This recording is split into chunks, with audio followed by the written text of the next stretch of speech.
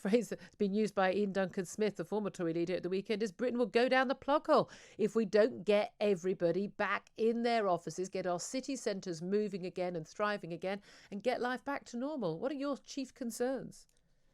Well, Julia, one of the reasons that you've been sort of essentially so frustrated this morning with some of the incomprehensible, incompetent government decision making, I believe, is because they don't get round a table. They don't chew these things over amongst themselves, face to face, and work out the solutions.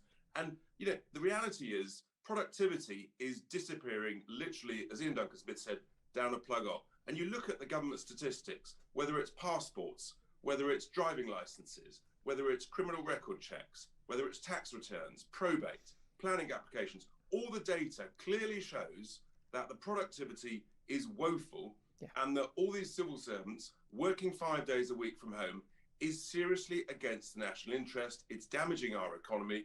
And I think, therefore, those that say you can work as productively 5 days a week from home, the proof is in the pudding, Julia. Yes. It simply doesn't stack up. Exactly. We've been hearing this from people. Oh, isn't it wonderful? I'm so much more efficient. Yes, you're efficient in the sense that you can have the laundry done at the same time as you're working. But that's not quite the same as you being efficient at your job.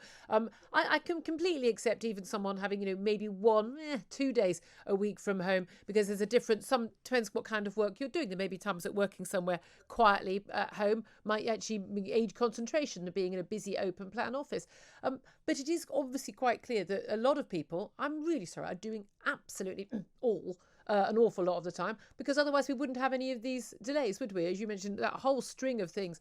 If you try, talking to anyone at a local council, but even in the private sector, they're still telling us on their answer phones, because of COVID, we can't answer the phones. Why can't you answer the phones because of COVID? What's that got to do with anything?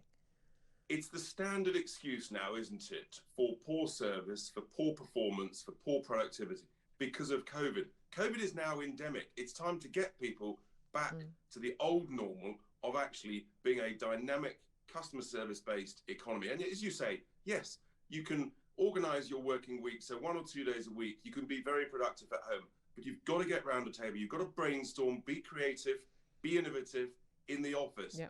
The Treasury, they've got problems. The Bank of England, they're now advertising jobs where you permanently work from home. But guess what? You still pay the same salary. They're still paid the same generous package. And so people are saving, a lot of these civil servants are saving fortunes. And it's a really bad example. It's weak leadership all the way through government. And there's it again, but it also explains why so many of the restrictions on our lives just don't really bother people. It's the people who say, I don't know what the big deal is about wearing a mask on the train, or well, you're not going on the train, you're not wearing it for 9 hours a day, getting to and from work and in the office all day, or in the workplace.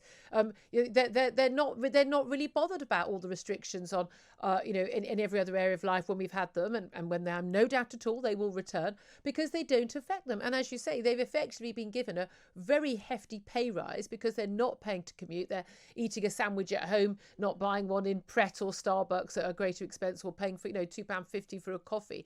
And they're basically living the life of Riley, and sitting in their pajamas in the bottom half. And it's no wonder so many in the public sector and in the private sector are quite happy for all of this to continue. Meanwhile, so many businesses going under. And we've seen the stats, just absolutely extraordinary stats. Almost 50 shops a day disappearing from the high streets, as 8,700 stores have closed in the first half of this year alone. And there will be more to come. Restaurants, bars, cafes, all these places, they just simply cannot survive without footfall, people going into town, spending money. There are two really key issues here, Julia. First is the impact on our city centres, which will be transformed. They will be sort of semi-ghost towns unless people get back into the city centres. The other thing is actually possibly the most important, which is our moral duty, Julia, to the young people, because young people stuck in a 2-bed flat, whether it's in Clapham or Highgate or wherever, they want to get back in the office. They want to be out of their flat. They want to meet people. They want to socialise. And, those of us of a certain age who've been around the block once or twice, we've got a duty to be around the meeting room table, to pass on some of the sales techniques, a bit of the old grey hair wisdom that some of us have. And I think that's really important part of life. And my son was stuck in literally working from home for a year. He never met his boss. He never met any of his colleagues. for 9 months. And the impact on his mental health was awful. Yeah, absolutely. I'm just finding we're running really late, but I'm going to get your views on this anyway. The vaccine passports, yet again, Nadeem Sahawi, the Vaccines Employment Minister, has said, yes, they're going to go ahead. We had it confirmed from Number 10 last week as well, despite the fact virtually everyone in government has said repeatedly, particularly Nadeem Sahawi, repeatedly on the floor of the House of Commons, in interviews, on social media, there is no plan for vaccine passports. Vaccine passports are going to do even more damage. I mean, it's just ludicrous, the cost of it. Whatever Nadeem Sahawi says, if you believe the exact opposite, you will get closer to the truth and the reality of what happens. It's quite extraordinary. They're totally unnecessary. We know that even if you've been double jabbed, which obviously the vast majority of us have, you can still transmit. You can still be infected. So what's the point of this costly, divisive, discriminatory thing that is so against everything we stand for here in the UK? As I say, when the government keeps doing things that the conspiracy theorists said they were going to do, when there's no good reason to do it, you don't want to be saying, well, the conspiracy theorists were right about that. Well,